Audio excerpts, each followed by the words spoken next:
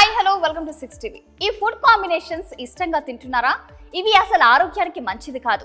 మన ఆరోగ్యం దాదాపు మనం తీసుకునే ఆహారాన్ని బట్టే ఉంటుంది. మన శరీరానికి కావాల్సిన శక్తి మనం తీసుకునే ఆహారాల నుంచి అందుతుంది.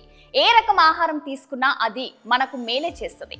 వాటిలో ఇమిడి ఉండే పోషకాలు, విటమిన్లు, ఖనిజ లవణాలు మన శరీరంలో జీవ ప్రక్రియలు సజావుగా కొనసాగేందుకు ఉపయోగపడతాయి. అయితే కొన్ని ఫుడ్ కాంబినేషన్ ఆరోగ్యానికి మంచివి, మరికొన్ని అనారోగ్యాన్ని కలిగిస్తాయి. అలాంటి వాటిలో పాలతో అరటి పండ్లు తినడం కూడా ఒకటి. అరటి పండు అనేక ఆరోగ్య ప్రయోజనాలను కలిగి ఉన్న పండు అని మనకు తెలుసు.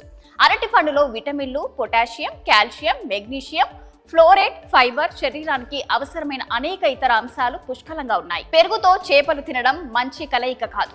చేపల్లో ప్రోటీన్లు పుష్కలంగా ఉంటాయి. పెరుగు తేలికగా జీర్ణమవుతుంది. కాబట్టి చేపలను పెరుగుతో కలిపి తీసుకుంటే అది జీర్ణ వ్యవస్థపై ప్రభావం చూపుతుంది. కాబట్టి ఇలా తినడం ఆరోగ్యానికి మంచిది కాదు. పాలు, అరటి పండ్లు ఈ రెండు మనకు ఆరోగ్యాన్ని ఇచ్చేవి. అయితే ఈ రెండింటిని ఒక్కసారి తీసుకోవడం మంచిది కాదని చెప్తున్నారు నిపుణులు. అరటి పండ్లను పాలతో కలిపి తింటే కొందరిలో జీర్ణ సమస్యలు తలెత్తుతాయి. కాబట్టి అలాంటి వారు ఈ కాంబినేషన్ కు దూరంగా ఉండటమే మంచిది.